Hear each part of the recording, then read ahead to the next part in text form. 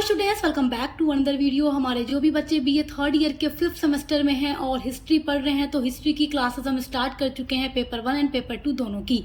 Paper 1 में आपको nationalism in India के बारे में पढ़ना है। उसमें जो 8 यूनिट्स हैं उसको हम कंप्लीट करा चुके हैं और प्लेलिस्ट चैनल पे बन चुकी है, पूरी आप देख लीजिए। पेपर 2 की भी क्लासेस हम स्टार्ट कर चुके हैं और पेपर 2 में आपके ऑप्शनल पेपर हैं, यानी कई सारे पेपर दिए गए हैं। सभी का सिलेबस में डिस्कस कर चुकी हूँ। आप कोई भी एक पेपर चूज करके अपने पेपर 2 में पढ़ सकते हैं।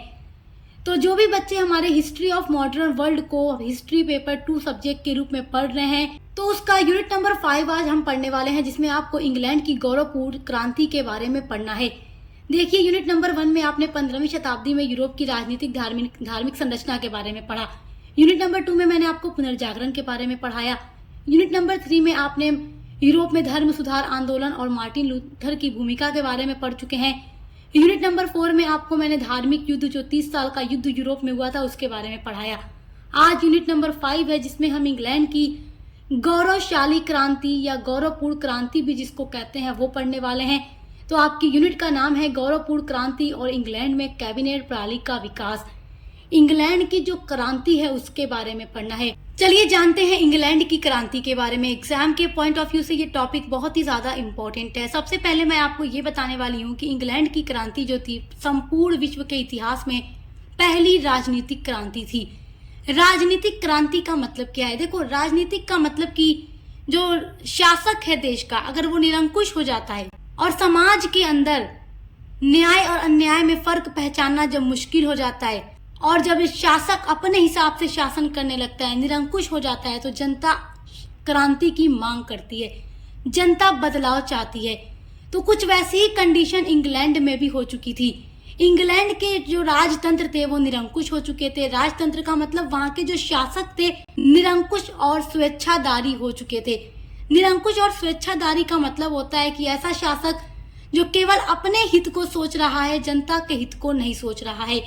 जनता के ऊपर ज्यादा से ज्यादा कर लगाया जाता था, गरीब जनता के ऊपर भी कर लगाया जाता था। मतलब जो कर को बियर नहीं कर सकता उसके ऊपर भी अधिक से अधिक कर लगाया जाता था। और साथ ही साथ धर्म के हिसाब से जो राजा थे वो लोगों को देखा करते थे। मतलब अगर राजा कैथोलिक धर्म को मानने वाला है और राजा की जनता जो प्रोटेस्टेंट धर्म को मान रही है तो उनके साथ अन्याय किया जाता था और कैथोलिक धर्म मानने वाली जनता को सरकार की तरफ से ज्यादा सपोर्ट दिया जाता था। जैसे सरकारी पदों पर नौकरी दी जाती थी और साथ ही साथ अगर वो गुनाह भी करते थे तो उन्हें माफी दी जाती थी। प्रोटेस्टेंट धर्म वाले अगर मतलब गुनाह नहीं भी करते थे तो भी उन्हें जेल में डालकर सजा दी जाती थी। इस तरीके से अन्याय इंग्लैंड के समाज में फैल चुका था। तो जब शासक निरंकुश हो जाता है तो जनता क्रांति की मांग करती है। क्रांति का मतलब होता है कि प्राचीन समय से चली आ रही व्यवस्था में अचानक से परिवर्तन हो जाना। तो इंग्लैंड की जो ये क्रांति थी, इंग्लैंड के समाज में होने वाला जो अन्याय था, जो सामाजिक आर्थिक असमानताएं थी, इन सब चीजों में अचानक से बदलाव हो जाता है, क्रांति हो जाती है और सब कुछ ठीक हो जाता है। तो वही हुआ था इंग्लैंड में 1688 ईस्वी में। तो यहाँ पर मैं अभी आपको थोड़ा सा शुरुआत बता रही हूँ। मैं अभी आपको डिटेल में बताऊंगी कि इंग्लैंड की क्रांति हुई कैसे, उसके कारण क्या है, उसकी पृष्ठभूमि क्या है, उसका परिणाम क्या है, प्रभाव क्या है, सब कुछ आपको इस वीडियो में मैं बताने वाली हूँ। तो देखिए, इंग्लैंड की जो क्रांति है 1688 ईस्वी की क्रांति है। और 1688 ईस्वी की जो क्रांति है न केवल इंग्लैंड के इतिहास में बल्कि पूरे यूरोप के इतिहास में एक महत्वपूर्ण घटना थी, क्योंकि इंग्लैंड की क्रांति विश्व के इतिहास में पहली राजनीतिक क्रांति थी कि एक राजा को ही अपना देश छोड़कर भागना पड़ा था। क्योंकि जनता अब इतना ज्यादा मांग करने लगी थी, जनता अब इतना परेशान हो गई थी राजा से कि राजा खुद अपनी जान बचाकर अपना देश इंग्लैंड छोड़कर भाग जाता है और सब कुछ बदल जाता है। तो आइए बात करते हैं अब इंग्लैंड की क्रांति किस तरीके से हुई थी। इंग्लैंड की क्रांति, जिसे कि गौरवपूर्ण क्रांति के नाम से या रक्तहीन क्रांति के नाम से जाना जाता है। रक्तहीन क्रांति का मतलब कि ऐसी क्रांति जिसमें एक बूंद खून भी न बहा हो। जब आपसे बात की जाएगी कि अरे क्रांति हो गई, तो आपको ऐसा लगता होगा कि युद्ध के मैदान में बहुत ज्यादा युद्ध हुआ होगा, बहुत लूटपाट, खून खराबा हुआ होगा, तब जाकर चीजें बदली होंगी। तो पूरे विश्व के इतिहास में इंग्लैंड की क्रांति ऐसी पहली राजनीतिक क्रांति थी जिसमें एक बूंद खून भी नहीं बहा था और ये क्रांति संपूर्ण हो गई थी। देखिए, इंग्लैंड की क्रांति का मूल कारण था राजा और संसद के मध्य सत्ता का संघर्ष। अब आप सोच रहे होंगे कि मैम ये सत्ता का संघर्ष क्या है? इंग्लैंड की जो संसद थी और इंग्लैंड के जो राजा थे उनके बीच में सत्ता का संघर्ष हो गया था और यही सत्ता का संघर्ष इंग्लैंड की क्रांति का एक कारण बना था। तो अब ये संसद क्या है और सत्ता संघर्ष क्या है, आइए इसके बारे में बात करते हैं। सबसे पहले आप ये जानिए कि 1688 ईस्वी में जो क्रांति हुई थी इसमें हिंसा, रक्तपात, लूट का कोई भी स्थान नहीं था। इन सब के बिना ही ये क्रांति संभव हो गई थी। इसीलिए इस क्रांति को कई सारे नामों से जाना जाता है, जैसे कि शानदार क्रांति, महान क्रांति, श्वेत क्रांति, गौरवपूर्ण क्रांति या रक्तहीन क्रांति। रक्तहीन क्रांति का मतलब ही है कि ऐसी क्रांति जिसमें कोई भी लूटपाट नहीं हुआ, कोई भी मारपीट नहीं हुई, कोई खून खराबा नहीं हुआ, इंग्लैंड की जनता का एक बूंद खून भी नहीं बहा और क्रांति हो गई और जनता जैसा बदलाव चाहती थी वास्तव में वैसा बदलाव हो गया और सब कुछ ठीक हो गया। तो ये सारी चीजें इंपॉर्टेंट है, इसलिए पहले मैं आपको ये सब बता रही हूँ। आइए अब जानते हैं कि इंग्लैंड की क्रांति का पूरा कारण क्या है। और कारण तो ये आप जान गए कि सत्ता संघर्ष है। तो अब सत्ता संघर्ष कैसे पैदा हुआ, कैसे बना और कैसे पूरी पृष्ठभूमि बनती गई, आइए उसके बारे में बात करते हैं। आपकी हेडिंग हो जाएगी इंग्लैंड की क्रांति की पृष्ठभूमि। आप कारण भी लिख सकते हैं। देखिए एग्जाम में अगर आपसे कारण पूछेगा तो भी आप यही लिखिएगा जो मैं आपको यहाँ बता रही हूँ। पृष्ठभूमि पूछ दे कि इंग्लैंड की क्रांति की पृष्ठभूमि का वर्णन कीजिए तो भी आपको यही लिखना है, क्योंकि पूरा कारण ही हम देखेंगे कि कहाँ से शुरुआत हुई थी सत्ता संघर्ष की और किस तरीके से जाकर 1688 में क्रांति संपन्न हुई थी। तो सबसे इम्पोर्टेंट जो क्वेश्चन आपके लिए है वो ये है कि इंग्लैंड में जो गौरवपूर्ण क्रांति या जो महान क्रांति हुई थी उस समय इंग्लैंड में स्टुअर्ट वंश का शासक चल रहा था। स्टुअर्ट वंश का शासन था इंग्लैंड में और स्टुअर्ट वंश का जो शासक था उसका नाम था जेम्स द्वितीय, जो 1685 ईस्वी में इंग्लैंड का राजा बनता है और 1688 में यानी 3 साल ये शासन करता है और उसी के समय में ये क्रांति संपन्न हो गई थी। पहली चीज तो आपको ये याद रखना है। चलिए अब बात करते हैं इंग्लैंड की क्रांति की पृष्ठभूमि कहाँ से शुरू हुई।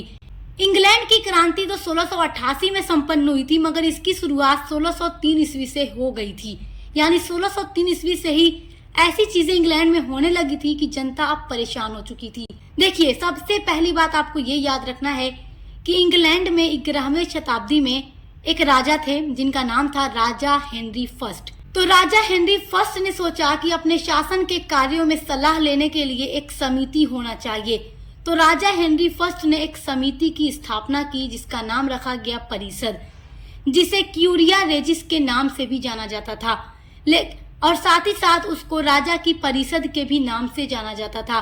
तो राजा हेनरी फर्स्ट जो थे, जब इन्हें कोई काम करना होता था या कोई नया रूल लागू करना होता था, कोई नीति बनानी होती थी या कर बढ़ाना होता था या घटाना होता था, तो राजा हेनरी फर्स्ट क्या करते थे, राजा की परिषद जो समिति इन्होंने बनाई थी उसको बुलाते थे, उसका अधिवेशन बुलाते थे, उनके साथ मीटिंग करते थे, बातचीत करते थे। उसी परिषद से राजा सलाह लिया करते थे जिसे राजा की सलाहकार समिति भी कहा जाता था। और बाद में आगे चलकर उसी को इंग्लैंड में संसद के नाम से जाना जाने लगा। और इंग्लैंड ही विश्व का पहला ऐसा देश है जहां पर संसद की स्थापना की गई थी। अभी तक किसी देश में संसद की कोई स्थापना नहीं की गई थी। राजा हेनरी फर्स्ट ने जिस सलाहकार समिति की स्थापना की थी परिषद के नाम से, जिसे क्यूरिया रेजिस भी कहा जाता था, आगे चलकर यही संसद के नाम से पूरे इंग्लैंड में फेमस हो गई थी। तो इसलिए हम जब भी बात करते हैं कि इंग्लैंड की क्रांति का मेन कारण क्या था, तो राजा और संसद के बीच सत्ता का संघर्ष था। क्योंकि राजा हेनरी फर्स्ट अपने कामों में मदद लेने के लिए, सलाह लेने के लिए संसद का अधिवेशन बुलाते थे और संसद जो कहती थी राजा हेनरी फर्स्ट वही काम किया करते थे। तो आप कहानी की तरह समझिए कि हेनरी फर्स्ट का शासन इंग्लैंड में चल रहा है। उन्होंने एक समिति की स्थापना की जिसका नाम है संसद, और वो अपने शासन के कामों में सलाह लेने के लिए उस संसद का अधिवेशन बुलाते हैं, उनसे मीटिंग करते हैं, उनसे राय लेते हैं और फिर जाकर कोई भी काम करते हैं। लेकिन देखिए उसके बाद आते हैं हेनरी थर्ड, राजा हेनरी फर्स्ट, उसके बाद अगला जो शासक आता है हेनरी थर्ड। इन्होंने राजा की परिषद का नाम बदलकर संसद रख दिया। तो यहीं से इंग्लैंड में इसको संसद के नाम से जाना जाने लगा।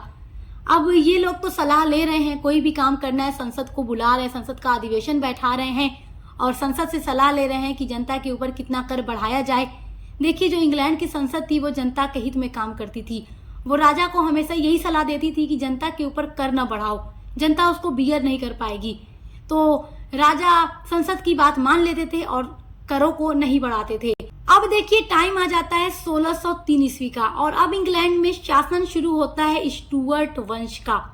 स्टुअर्ट वंश का जो शासक था जेम्स फर्स्ट, ये शासक बनता है 1603 ईस्वी में और 1625 ईस्वी तक ये इंग्लैंड पर शासन करता है। अब देखो जो जेम्स फर्स्ट है ये क्या सोच रहा है कि संसद कौन होती है मुझे राय देने वाली। मतलब हेनरी फर्स्ट ने तो संसद बना दी कि ये मतलब राजा इससे सलाह लेंगे और उसी हिसाब से काम करेंगे और हेनरी फर्स्ट वैसे ही काम कर रहे थे। लेकिन जब स्टुअर्ट वंश के शासकों का टाइम आ जाता है तो जेम्स फर्स्ट के टाइम से ही राजा और संसद के मध्य सत्ता का संघर्ष शुरू हो जाता है, क्योंकि राजा जेम्स प्रथम ने सोचा कि संसद कौन होती है मुझे राय देने वाली, मैं राजा हूँ, मैं जानता हूँ मुझे क्या फैसला लेना है, कब कर बढ़ाना है, कब कर घटाना है, किस तरीके से अपनी जनता पर शासन करना है। तो इसलिए जेम्स प्रथम ने अपने शासन काल के 10 वर्षों तक कोई भी अधिवेशन संसद का नहीं बुलाया। तो अब संसद गुस्सा होने लगी। संसद को राजा की ये हरकत बिल्कुल पसंद नहीं आई कि इनसे पहले के जो भी शासक थे वो हमारा अधिवेशन बुलाते थे। अगर कर को बढ़ाना होता था, कोई भी नई नीतियां बनानी होती थी तो लोग संसद का अधिवेशन बुलाते थे, लेकिन राजा जेम्स प्रथम जो है संसद का अधिवेशन नहीं बुला रहे हैं। तो संसद को ये बात पसंद नहीं आई। तो संसद ने कहना शुरू किया कि राजा आप जो भी चीजें कर रहे हैं वो गलत है, आपको हमारा अधिवेशन बुलाकर ही राय लेनी चाहिए, जनता के ऊपर कर हमारी परमिशन के बिना नहीं लगाया जाना चाहिए। तो जेम्स प्रथम को ये चीजें बिल्कुल भी बर्दाश्त नहीं थी कि ये संसद मेरे बीच में आने वाली कौन होती है, मेरे कामों में इंटरफेयर क्यों कर रही है, मैं राजा हूं, मैं जानता हूं मुझे क्या करना है। तो इसने संसद का अधिवेशन नहीं बुलाया अपने शासन के 10 वर्षों तक। तो यहीं से शुरुआत हो गई अब राजा और संसद के बीच में सत्ता का संघर्ष कि राजा अपनी मनमानी कर रहा है। स्टुअर्ट वंश के जितने भी शासक आए सब निरंकुश और स्वेच्छाधारी थे। निरंकुश और स्वेच्छाधारी शासक का मतलब होता है ऐसा शासक जो जनता के हितों को ध्यान में न रखे, केवल अपनी मनमानी करे। तो स्टुअर्ट वंश के शासक ऐसे ही थे और यहीं से शुरुआत हो चुकी थी अब देखिए राजा और संसद के बीच में सत्ता संघर्ष की। तो ये बात याद रखिएगा कि 1603 ईस्वी में जब जेम्स प्रथम इंग्लैंड का शासक बनता है वहीं से इंग्लैंड की क्रांति की पृष्ठभूमि बनना शुरू हो गई थी। और यही पृष्ठभूमि बनते बनते बनते जब स्टुअर्ट वंश के शासक जेम्स द्वितीय का टाइम चल रहा था 1688 ईस्वी में वही क्रांति संपन्न हो जाती है। अब देखिए जेम्स प्रथम की मृत्यु हो जाती है और जेम्स प्रथम का बेटा चार्ल्स प्रथम 1625 ईस्वी में राजा बनता है। तो 1603 से 1625 तक इंग्लैंड पर शासन कौन कर रहा था? जेम्स प्रथम। 1625 में जेम्स प्रथम की मृत्यु हो गई और 1625 में जेम्स प्रथम का बेटा जिसका नाम था चार्ल्स प्रथम ये राजा बनता है और 1649 ईस्वी तक ये इंग्लैंड की गद्दी पर बैठकर शासन करता है। देखिए चार्ल्स प्रथम जो था बिल्कुल अपने पिता जेम्स प्रथम की तरह निरंकुश था, लेकिन इसके सामने एक मजबूरी आ जाती है, इसलिए ये संसद का अधिवेशन बुलाता है। इसके फादर ने तो संसद का अधिवेशन बुलाना जरूरी ही नहीं समझा और कभी संसद का अधिवेशन नहीं बुलाया, जिससे कि संसद और राजा के बीच संघर्ष शुरू हो गया था। लेकिन चार्ल्स प्रथम के सामने एक मजबूरी आ गई थी जिसकी वजह से ये अपने पूरे शासन काल में 3 बार केवल संसद का अधिवेशन बुलाता है। अब ये क्या मजबूरी थी चार्ल्स प्रथम के सामने?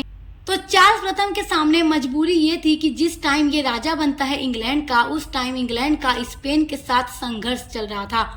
तो इस संघर्ष से निपटने के लिए चार्ल्स प्रथम को सलाह की जरूरत थी, जिसके लिए ये संसद का अधिवेशन बुलाता है। तो संसद का पहला अधिवेशन जिस वर्ष ये राजा बनता है उसी वर्ष बुलाता है 1625 ईस्वी में। उसके बाद दूसरा अधिवेशन ये 1626 ईस्वी में बुलाता है और तीसरा अधिवेशन 1628 ईस्वी में बुलाता है। अब देखिए 28 ईस्वी में इसने तीसरा अधिवेशन बुलाया। अब 28 से लेकर 1649 तक कोई भी अधिवेशन इसने नहीं बुलाया। तो ये जो संघर्ष था राजा और संसद के बीच बढ़ता चला जा रहा था। अब संसद ये देख रही है कि कोई भी राजा हमारा अधिवेशन नहीं बुला रहा है, जिससे कि जनता के ऊपर अधिक से अधिक कर लगाए जा रहे हैं। चार्ल्स प्रथम ने अनेकों प्रकार के कर जनता के ऊपर थोप दिए और अधिक से अधिक धन जुटाने लगा, पैसे जुटाने लगा जनता के ऊपर कर लगाकर, जो चीज संसद बर्दाश्त नहीं कर पा रही थी, क्योंकि इंग्लैंड की संसद हमेशा जनता के हित में काम कर रही थी। और जब राजा संसद का अधिवेशन नहीं बुला रहा है तो संसद अपनी बात राजा के सामने रख नहीं पा रही है और जनता के भले में कोई काम हो नहीं पा रहा है। तो इसलिए ये संघर्ष दिन ब दिन बढ़ता चला जा रहा था। तो देखिए, जब तीसरा अधिवेशन 1628 ईस्वी में राजा ने बुलाया था चार्ल्स प्रथम ने, तभी संसद ने चार्ल्स प्रथम के सामने एक शर्त रखी थी, एक पत्र दिया था, अधिकार पत्र। तो देखिए, तीसरे अधिवेशन में यानी 1628 ईस्वी में संसद के द्वारा चार्ल्स प्रथम को एक अधिकार पत्र दिया गया था, जिसमें संसद ने राजा चार्ल्स प्रथम से कई मांगे की थी। अब वो मांगे क्या थी, देखिए। अब संसद ने मांग की राजा चार्ल्स प्रथम से कि संसद की इजाजत के बिना जनता के ऊपर कोई भी कर नहीं लगाया जाएगा। और संसद ने राजा से दूसरी मांग ये की थी कि न्यायालय के द्वारा जब तक किसी भी इंसान को अपराधी घोषित न कर दिया जाए तब तक उसे जेल में नहीं डाला जाएगा, क्योंकि उस टाइम इंग्लैंड के समाज में अन्याय बहुत ज्यादा फैल गया था। जो लोग गुनाह नहीं किए होते थे उन्हें फिर भी सजा दी जाती थी, जेल के अंदर डाल दिया जाता था। न्याय और अन्याय में अब कोई फर्क नजर नहीं आ रहा था। तो इसीलिए संसद ने राजा से मांग की कि पहली मांग कि कर नहीं जनता पर लगाया जाएगा संसद की परमिशन के बिना, और नहीं किसी भी इंसान को सजा दी जाएगी जब तक न्यायालय के द्वारा ये प्रूफ ना हो जाए कि हाँ इस इंसान ने गुनाह किया है। तो राजा चार्ल्स प्रथम क्या करता है, ऊपर से हामी भर देता है कि हाँ मुझे आपकी ये मांगे स्वीकार है, लेकिन इसने दिल में यही सोच लिया कि मैं ऊपर से तो हाँ कह रहा हूँ, लेकिन अंदर से मैं जो चाहता हूँ वही करूंगा। जनता के ऊपर कर भी लगाऊंगा और जिस तरीके से चाहे शासन करूंगा। संसद आखिर होती कौन है मेरे बीच बारे में बोलने वाली। लेकिन केवल संसद का मुंह बंद करने के लिए उसने हाँ तो कह दिया कि ठीक है, मुझे आपकी शर्तें, आपकी मांगे कबूल हैं। लेकिन फिर क्या करता है, उसके बाद 1628 के बाद चार्ल्स प्रथम कर भी लगाता था जनता के ऊपर, और संसद का कोई भी अधिवेशन बुलाकर उनसे परमिशन नहीं लेता था।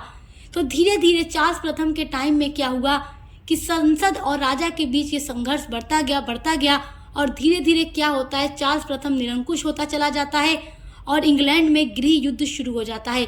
गृह युद्ध का मतलब अब आप ये मत समझिएगा कि लोग युद्ध के मैदान में उतर आए तलवार लेकर अब लड़ने लगे हैं, खून खराबा होने लगा। तो यहाँ पर ऐसा कुछ नहीं हो रहा था। जबकि गृह युद्ध का मतलब ये था कि इंग्लैंड यानी इंग्लैंड देश के अंदर ही जनता और राजा, इनके बीच अब युद्ध होने लगा है। जनता मांगे कर रही है क्योंकि राजा निरंकुश हो चुका है और संसद जो है जनता की तरफ से आवाज उठा रही है। अब देखिए, जैसे जैसे इंग्लैंड के राजा निरंकुश होते चले जा रहे हैं तो राजा और संसद के बीच में अधिकारों के लिए गृह युद्ध की शुरुआत हो गई। इस गृह युद्ध में इंग्लैंड के राजा की तरफ से कौन था, चर्च के पादरी और जमींदार, यानी जितने भी बड़े लोग थे वो राजा की ओर से थे और जितने भी व्यापारी और आम जनता थी वो संसद की ओर से थी। अब जनता जो है संसद का साथ दे रही है और संसद राजा के सामने जनता के लिए आवाज उठा रही है। इस प्रकार देखिए, जो भी पादरी वर्ग और जमींदार वर्ग राजा की ओर से थे उनको कैवेलियर कहा गया और जो भी आम जनता व्यापारी संसद की ओर से थे उनको राउंड हेड का नाम दे दिया गया। इस युद्ध में क्रॉमवेल नाम का भी एक आदमी था जो कि एक सैनिक था। ये भी संसद और जनता की ओर से ही आवाज उठा रहा था। ये जो गृह युद्ध था लगभग 5 सालों तक चला था और अंत में चार्ल्स प्रथम की हार हो जाती है। उसको संसद के द्वारा बंदी बना लिया जाता है और चार्ल्स प्रथम को 30 जनवरी 1949 में फांसी दे दी जाती है, क्योंकि इस गृह युद्ध में संसद की जीत हुई थी, चार्ल्स प्रथम की हार हुई थी। इसलिए चार्ल्स प्रथम को 1649 ईस्वी में 30 जनवरी को फांसी दे दी गई थी। अब देखिए, जब 1649 ईस्वी में इंग्लैंड के राजा चार्ल्स प्रथम को फांसी दे दी जाती है तो उस टाइम इंग्लैंड की गद्दी खाली थी, जिस वजह से 1649 ईस्वी से लेकर 1653 ईस्वी तक इंग्लैंड पर संसद शासन करता है और संसद जनता के हित में शासन करता है। अब देखिए, गद्दी तो खाली है राजा की, तो 1653 ईस्वी में क्या होता है, क्रॉमवेल शासक बन जाता है इंग्लैंड का। अब ये जो क्रॉमवेल था, गृह युद्ध जब चल रहा था जो 5 सालों तक चला था, ये क्रॉमवेल जो था संसद और जनता के तरफ से काम कर रहा था। तो जब ये शासक बनता है तो ये जो कि एक सैनिक था, तो इस तरीके से इंग्लैंड में राजतंत्र का अंत हो जाता है और सैनिक शासन की शुरुआत हो जाती है। और धीरे धीरे क्रॉमवेल काम करता है जब राजा के पद पर बैठकर, तो धीरे धीरे ये भी उन्हीं राजाओं की तरह निरंकुश होने लग जाता है। पहले तो ये क्या था, संसद की ओर से था। जब गृह युद्ध चल रहा था ये संसद और जनता की ओर था, लेकिन जब ये शासक बन जाता है तो ये भी निरंकुश राजा ही सिद्ध होता है। तो देखिए, जब क्रॉमवेल धीरे धीरे निरंकुश हो जाता है और उसके सैनिक शासन में तानाशाही शुरू हो जाती है, तो अब जनता क्रॉमवेल के भी शासन से उब चुकी थी और अब जनता फिर से राजतंत्र की मांग करने लगी। अब जनता ने कहा हमें ये सैनिक शासन नहीं चाहिए क्योंकि सैनिक शासन भी निरंकुश है। तो 1660 ईस्वी में दोबारा से राजतंत्र की स्थापना कर दी जाती है। तो 1660 में जब फिर से राजतंत्र की स्थापना की गई और सैनिक शासन का अंत किया गया तो 1660 ईस्वी में चार्ल्स द्वितीय को इंग्लैंड का राजा बनाया गया। तो चार्ल्स द्वितीय राजा बनता है इंग्लैंड का 1660 में। जब चार्ल्स द्वितीय 1660 ईस्वी में इंग्लैंड की गद्दी पर बैठता है और राजा बनता है तो शुरू में ये संसद के हिसाब से ही शासन कर रहा था, जैसे संसद चाह रही थी। लेकिन फिर धीरे धीरे ये भी निरंकुश हो गया, स्वेच्छाधारी हो गया, अपने मन से शासन करने लगा, संसद का अधिवेशन नहीं बुलाता था। तो फिर से क्या हुआ कि राजा और संसद के बीच में फिर संघर्ष शुरू हो गया सत्ता को लेकर के, क्योंकि राजा जब निरंकुश हो जाते हैं तो जनता के हित में कुछ नहीं सोचते। तो अब ये भी निरंकुश हो गया, 1685 ईस्वी तक ये शासन करता है। जब 1685 ईस्वी में चार्ल्स द्वितीय की मृत्यु हो जाती है तब जाकर चार्ल्स द्वितीय का उत्तराधिकारी जेम्स द्वितीय इंग्लैंड की गद्दी पर बैठता है और इंग्लैंड का राजा बनता है। अब यही वो राजा है जिसके शासन काल में क्रांति संपन्न हो जाएगी, जेम्स द्वितीय। तो नाम आपको याद रखना है। पृष्ठभूमि कब से बन रही है? जेम्स प्रथम के टाइम से। और क्रांति संपन्न कब होगी? जेम्स द्वितीय के टाइम में। जेम्स प्रथम 1603 में राजा बने थे, जेम्स द्वितीय 1685 में। तो 1603 से क्रांति की मतलब पृष्ठभूमि बनते बनते बनते देखिए क्या कुछ इंग्लैंड में हो रहा था। अब 1688 में इन्हीं के शासन काल में क्रांति संपन्न हो जाएगी। तो देखिए जो जेम्स द्वितीय था वो बहुत ही ज्यादा निरंकुश शासक था और प्रोटेस्टेंट धर्म वालों के साथ हमेशा अन्याय करता था। तो प्रोटेस्टेंट धर्म को मानने वाली जो जनता थी हमेशा जेम्स द्वितीय से डरा करती थी। लेकिन जनता के सामने एक उम्मीद थी। अब उम्मीद क्या थी ये देखिए। जेम्स द्वितीय जो था उसकी 2 पत्नी थी, यानी इसने 2 शादियां की थी। जेम्स द्वितीय की जो पहली पत्नी थी वो प्रोटेस्टेंट धर्म को मानने वाली थी और इसको एक बेटी थी जिसका नाम था मैरी। और मैरी की शादी हुई थी हॉलैंड के शासक विलियम के साथ। तो पहली पत्नी की बेटी मैरी जो है ये प्रोटेस्टेंट धर्म को ही मानती थी क्योंकि इसकी माँ प्रोटेस्टेंट धर्म को मानने वाली थी। और जेम्स द्वितीय की जो दूसरी बीवी थी वो कैथोलिक धर्म को मानती थी और इसकी कोई भी औलाद नहीं थी, यानी न इसको बेटा था न बेटी थी। तो जनता के सामने एक उम्मीद थी कि चलो ठीक है, जेम्स द्वितीय निरंकुश है, हम प्रोटेस्टेंट धर्म वालों के साथ ये अन्याय करता है, लेकिन जब इसके बाद इसका कोई बेटा नहीं है तो इसकी बेटी ही इंग्लैंड की गद्दी पर बैठेगी, मैरी, जो कि प्रोटेस्टेंट धर्म को मानती है। तो जब ये यहाँ की शासक बनेगी, इसका हस्बैंड जब यहाँ का शासक बनेगा, क्योंकि विलियम जो था वो भी प्रोटेस्टेंट धर्म को ही मानने वाला था, तो जनता के सामने एक उम्मीद थी कि फिर हमारे साथ कभी अन्याय नहीं किया जाएगा। चलो ठीक है, जेम्स द्वितीय जब तक अन्याय करता है, लेकिन इसकी बेटी जब इंग्लैंड की गद्दी पर बैठेगी तो कभी हमारे साथ अन्याय नहीं करेगी। अब देखिए प्रोटेस्टेंट धर्म को मानने वाली जो जनता थी उसको तो एक उम्मीद थी कि चलो राजा का कोई बेटा नहीं है तो बेटी प्रोटेस्टेंट धर्म को मानती है तो हमारे साथ बाद में अन्याय नहीं होगा। लेकिन 1688 ईस्वी में जेम्स द्वितीय की जो दूसरी पत्नी थी कैथोलिक धर्म को मानने वाली, उसको एक बेटा पैदा हो गया। अब फिर से प्रोटेस्टेंट धर्म को मानने वाली जनता डर गई। अब जनता ये सोच रही है कि माता कैथोलिक धर्म को मानती है तो बेटा भी कैथोलिक धर्म को मानेगा। अब जब बेटा पैदा हो गया तो बेटी तो शासक बनेगी नहीं। तो जनता की जो उम्मीद थी वो एक बार फिर से चकनाचूर हो गई। तो यहाँ पर ये चीजें आप जो पढ़ रहे हैं, इंग्लैंड की क्रांति की पृष्ठभूमि है और इंग्लैंड की क्रांति का कारण भी है।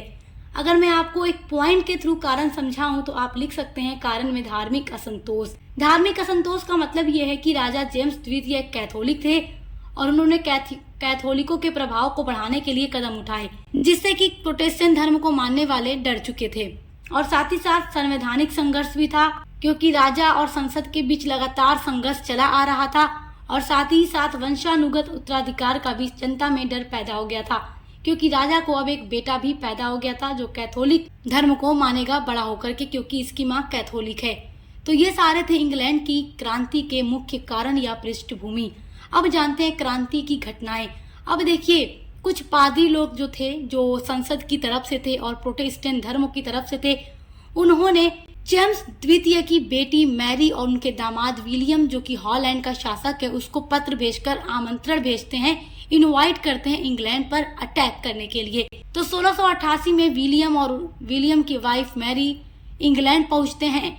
नवंबर 1688 में विलियम ने इंग्लैंड पर आक्रमण कर दिया, जिसकी वजह से जेम्स द्वितीय अपना देश छोड़कर भाग गया, क्योंकि जेम्स द्वितीय के जितने भी सैनिक थे अब वो जेम्स द्वितीय का समर्थन नहीं कर रहे थे। जब राजा ने ये देखा कि जनता तो मेरे खिलाफ है ही, साथ ही साथ संसद भी मेरे खिलाफ है, मेरी बेटी मेरे दामाद भी अब मेरे खिलाफ है, और साथ ही साथ अब जो मेरे सैनिक हैं वो भी मेरे खिलाफ हो चुके हैं, तो भागने से अच्छा ऑप्शन कुछ नहीं है। तो 1688 में जेम्स द्वितीय अपना देश छोड़कर अपनी जान बचाकर भाग जाता है। इस तरीके से संसद की जीत हो जाती है और इंग्लैंड की जो क्रांति की पृष्ठभूमि 1603 ईस्वी से बन रही थी वो वाकई में 1688 ईस्वी में संपन्न हो जाती है। और इस तरीके से 1688 ईस्वी में बिना एक बूंद खून बहाए गौरवपूर्ण क्रांति संपन्न हो जाती है। जब जेम्स द्वितीय भाग जाता है तो उसकी बेटी मैरी और उसके दामाद विलियम को इंग्लैंड की गद्दी पर बैठाया जाता है और ये लोग इंग्लैंड की गद्दी पर आसीन हो गए। और अब जो कुछ भी पहले अन्याय हुआ अब वो सब कुछ समाप्त हो चुका है, क्योंकि अब क्रांति हो चुकी है, सब कुछ बदल चुका है। क्रांति होने के 1 साल बाद यानी 1689 ईस्वी में एक अधिकार घोषणा पत्र जिसको बिल ऑफ राइट कहा जाता है उसको पास किया गया। इसमें देखिए कई सारी बातें लिखी गई थी। पहली बात तो ये थी कि जो राजा होगा इंग्लैंड का वो संसद की अनुमति के बिना कोई भी नियम लागू नहीं कर सकेगा और नहीं समाप्त कर सकेगा। तो इंग्लैंड के जो शासक अभी तक निरंकुश और स्वेच्छाधारी थे, जो संसद का कोई अधिवेशन नहीं बुलाते थे, सब कुछ अपनी मनमानी से करते थे, तो बिल ऑफ राइट पास करने के बाद ये सारी चीजें समाप्त हो गई। अब राजा जब भी कोई काम करेगा तो संसद की अनुमति लेकर ही करेगा और इस तरीके से क्या होता है कि राजा केवल नाम मात्र रह जाता है और संसद के पास शासन करने की पूरी शक्ति आ जाती है। बिल ऑफ राइट की दूसरी बात ये थी कि संसद की अनुमति के बिना कोई भी कर जनता के ऊपर नहीं लगाया जाएगा। और तीसरी बात ये थी कि इंग्लैंड में जितने भी वित्त और सेना होगी उस पर संसद का ही अधिकार होगा, न कि राजा का। चौथी बात ये थी कि वर्ष में एक बार अधिवेशन बुलाना जरूरी होगा, यानी कि राजा को एक बार संसद का अधिवेशन बुलाना अनिवार्य कर दिया गया ताकि कोई भी राजा निरंकुश न हो सके, अपने मन से शासन न कर सके। तो इस तरीके से इंग्लैंड की जितनी भी शक्ति थी शासन करने की वो संसद में निहित हो गई और इंग्लैंड का राजा केवल नाम मात्र शासक रह गया। आइए अब जानते हैं इंग्लैंड की क्रांति के क्या परिणाम थे। तो इसके कई सारे परिणाम भी हैं, जिसमें पहला परिणाम है राजा की शक्ति में कमी। जो राजा अभी तक निरंकुश था अब उसकी शक्ति में कमी हो गई। दूसरा परिणाम है सेना पर संसद का अधिकार हो गया। तीसरा परिणाम है कि धार्मिक सहिष्णुता कानून पास किया गया, चाहे कोई कैथोलिक धर्म को माने या प्रोटेस्टेंट धर्म को माने, किसी के साथ अन्याय नहीं होगा, हर कोई बराबर है। क्योंकि अभी तक कैथोलिक धर्म को मानने वाले राजा प्रोटेस्टेंट धर्म को मानने वाली जनता के साथ केवल अन्याय ही कर रहे थे। तो ये सारी चीजें भी क्रांति के बाद खत्म हो गई और साथ ही साथ संवैधानिक राजतंत्र की स्थापना की गई, जिससे कि संसद में सारी शक्ति निहित हुई और राजा नाम मात्र रह गया। तो आई होप कि आप इंग्लैंड की क्रांति के बारे में बहुत अच्छे से समझ गए होंगे। यहाँ से आपके एग्जाम में लॉन्ग क्वेश्चन आता है, तो इसको उम्मीद करती हूँ कि आप समझ गए होंगे और अब अपना आंसर इजीली अटेम्प्ट कर लेंगे। इसी तरीके से हमारे टॉपिक पर वीडियोस अपलोड कर रहे हैं, तो आप चैनल पर विजिट करके जरूर देखिएगा। मिलते हैं अगले वीडियो के साथ।